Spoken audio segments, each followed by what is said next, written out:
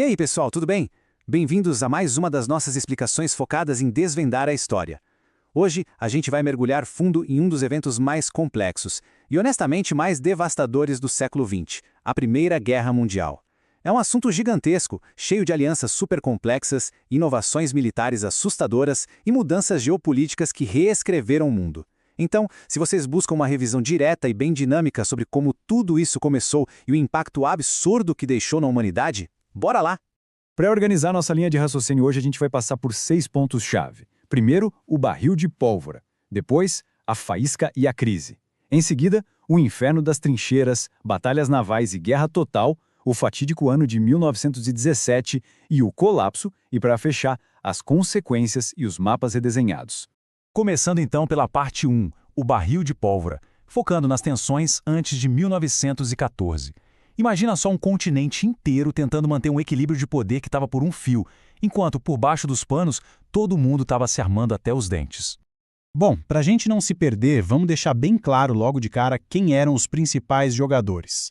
A Europa estava basicamente rachada ao meio em duas grandes alianças. De um lado, a gente tinha a Tríplice Entente, que era uma aproximação muito forte entre o Reino Unido, a França e a Rússia. Do outro lado, os Impérios Centrais. Originalmente, eles eram conhecidos como a Tríplice Aliança, formada pelo Império Alemão, pela Áustria-Hungria e pela Itália. Um detalhe super importante aqui, a Itália tinha acordos com essa aliança inicial, mas decidiu não atacar no começo da guerra e, curiosamente, mais pra frente acabou mudando de lado, lutando junto com a Entente. E o que será que deixava essas potências com tanta rivalidade? Resumindo, imperialismo e nacionalismo. Todo mundo estava nessa corrida frenética por colônias espalhadas pelo globo, querendo mostrar quem exibia mais força econômica e militar. Isso, claro, criava um atrito constante nas fronteiras, especialmente lá na região dos Balcãs. Com o Império Otomano perdendo força e a Áustria-Hungria e a Rússia de olho nas terras, a situação ali ficou tão instável que a região ganhou o apelido perfeito de o barril de pólvora da Europa. Literalmente só faltava uma faísca para tudo ir pelos ares. E aí que entramos na parte 2, a faísca e a crise, aquele verão tenso de 1914. A faísca exata que transformou todo aquele clima de desconfiança em um conflito global absurdo. Olha só como esse efeito dominó foi assustadoramente rápido. No dia 28 de junho de 1914, o arquiduque austríaco Francisco Fernando, herdeiro do trono, é assassinado na Bósnia pelo nacionalista Gavrilo Princip. Isso disparou a famosa Crise de Julho. A Áustria-Hungria culpou a Sérvia pelo ataque e mandou um ultimato que, convenhamos, foi feito de propósito para não ser aceito. Como a Sérvia não atendeu a todas as exigências, no dia 28 de julho, a Áustria-Hungria declara guerra à Sérvia. A partir daí, aquelas alianças que a gente acabou de ver entrar em ação num piscar de olhos. A Rússia mobiliza tropas para apoiar a Sérvia, a Alemanha ataca a França cruzando a Bélgica e essa invasão do território belga faz o Reino Unido declarar guerra à Alemanha. Em questão de semanas, o mundo todo entrou num colapso militar sem precedentes. O que nos leva à parte 3, o inferno das trincheiras. Com a guerra declarada em todo lugar, logo ficou dolorosamente óbvio que as estratégias militares antigas não faziam o menor sentido diante da nova tecnologia. O grande problema, e o que causou um verdadeiro massacre inicial, foi o seguinte: os generais ainda tentavam usar táticas do século XIX. Sabe aquelas grandes cargas heróicas de infantaria correndo em campo aberto? Pois é, o detalhe letal é que eles estavam enfrentando armas do século XX. Imagina tentar correr por um campo bloqueado por arames farpados fortificados, enquanto a defesa inimiga dispara metralhadoras implacáveis e uma artilharia pesada que destroçava tudo. Foi um choque mortal. O resultado foi uma guerra de desgaste, um impasse brutal e estático que deu origem à terrível guerra de trincheiras.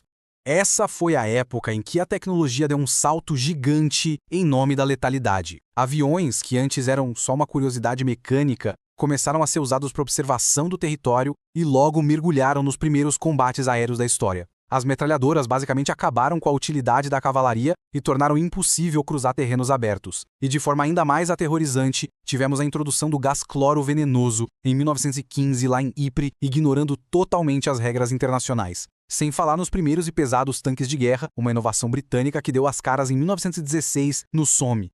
A ciência militar estava criando um pesadelo muito além da capacidade de defesa. Mas por trás de toda essa tecnologia e estatísticas frias, a gente nunca pode esquecer a dimensão humana. A vida de um jovem soldado lá na frente de batalha era um terror completo. Eles passavam meses amontoados em valas cheias de lama, sem a menor condição de higiene, só esperando um ataque inimigo ou a ordem para cruzar a letal terra de ninguém. O som dos bombardeios não parava, era ensurdecedor, e a sombra psicológica de um ataque com gás venenoso pairava sobre eles o tempo todo. Agora vamos para a parte 4, batalhas navais e guerra total. O conflito não estava restrito apenas à lama na terra. Ele teve um alcance global violento. É bem louco perceber que as tensões nos oceanos já estavam no limite muito antes do primeiro tiro ser disparado. Rolava uma corrida armamentista naval frenética entre o Império Alemão e o Reino Unido. O almirante alemão Alfred von Tirpitz queria aproveitar o grande crescimento econômico da Alemanha para criar uma frota naval que pudesse bater de frente com a supremacia histórica da Marinha Real Britânica. E claro, essa competição consumiu uma quantidade astronômica de recursos de ambas as nações. Durante a guerra mesmo, nos mares, os britânicos impuseram um bloqueio naval gigante para sufocar a Alemanha. A resposta alemã: atacar tudo com seus submarinos de forma sistemática. O objetivo era destruir a capacidade do inimigo de produzir qualquer coisa. E isso nos traz a um conceito essencial de toda essa história: a guerra total. A guerra deixou de ser algo só de militares. As economias civis inteiras foram remodeladas para alimentar os exércitos. Comida era racionada em casa, fábricas viraram produtoras exclusivas de munição e toda a população, mesmo bem longe dos tiros, sofreu duramente com esse cerco econômico e as mobilizações em massa. Chegamos então à parte 5, 1917 e o colapso.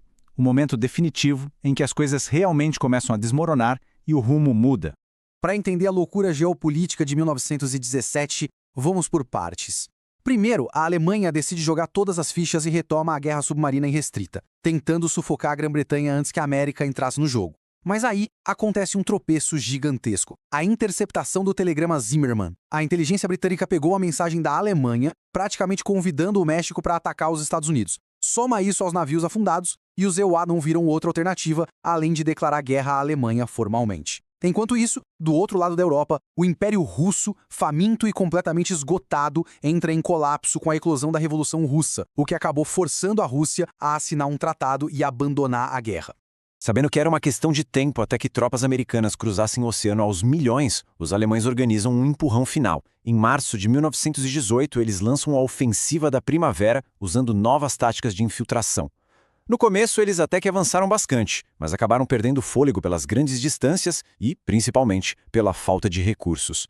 A resposta veio em agosto, com os aliados lançando a Ofensiva dos 100 Dias, que forçou o exército alemão a fazer recuos imensos. Sem saída, os exércitos das potências centrais entenderam que não dava mais, e isso culminou no famoso cessar-fogo assinado em 11 de novembro de 1918. Mas claro, essa guerra cobrou o seu preço. 18.356.500, esse é o número estimado de mortos, feridos ou desaparecidos só entre as forças aliadas. Se a gente colocar na balança as perdas das potências centrais, a gente passa de 30 milhões de baixas fardadas no total. É uma escala de sofrimento que a cabeça quase não consegue processar. E não para por aí. Lembra da Guerra Total? Pois é, a conta também chegou e pesada para os civis.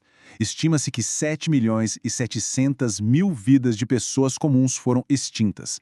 A gente está falando de vítimas de fomes extremas por conta dos bloqueios navais, de pandemias agravadas pela fraqueza mundial, confrontos espalhados pelas fronteiras e perseguições políticas terríveis, como o que o Império Otomano fez no Cáucaso. O impacto humanitário foi brutal. Vamos agora para a parte 6, consequências e mapas redesenhados, para entender como o mundo ficou depois de toda essa poeira baixar. Literalmente, o mapa do planeta teve que ser refeito. Foi a maior revisão geopolítica moderna. 4 impérios gigantescos ruíram e simplesmente deixaram de existir: o alemão, o austro-húngaro, o otomano e o russo. Todo esse território colossal, principalmente ali na Europa Central e no Oriente Médio, foi retalhado. E dessas cinzas nasceram novos países independentes, como a Polônia, a Tchecoslováquia e a base do que viria a ser a Iugoslávia. Fronteiras antigas sumiram à força para dar lugar ao novo. Para organizar esse cenário pós-guerra, os vitoriosos elaboraram o histórico Tratado de Versalhes. E é muito importante vocês gravarem os termos desse tratado. A Alemanha foi obrigada a assumir toda a culpa pela guerra. Como castigo, o exército deles foi restrito a só 100 mil tropas, perderam territórios vitais e colônias e ainda contraíram uma dívida financeira astronômica com os vencedores. Paralelo a essas punições pesadas, surgiu a ideia da Sociedade das Nações ou Liga das Nações. foi a precursora da atual ONU, criada sob o grande ideal de dialogar para garantir que uma catástrofe global como essa nunca mais acontecesse. E na época, o choque foi mas tão grande, que as pessoas começaram a chamar esse conflito de a guerra para acabar com todas as guerras. Elas queriam muito acreditar que aquele seria o conflito final da humanidade. Mas, como a gente bem sabe, foi uma esperança que guardava uma ironia profunda e muito triste para o futuro. É super importante conectar as peças aqui. Pensa comigo. O colapso econômico que tomou conta da República de Weimar lá na Alemanha, misturado ao ressentimento e à humilhação pesada do Tratado de Versalhes, gerou uma desesperança sem fim na população. E lá na Itália não foi muito diferente. Os civis e militares que lutaram pela Entente achavam que não ganharam absolutamente nada como recompensa pelo sangue derramado. Eles chamavam isso de vitória mutilada.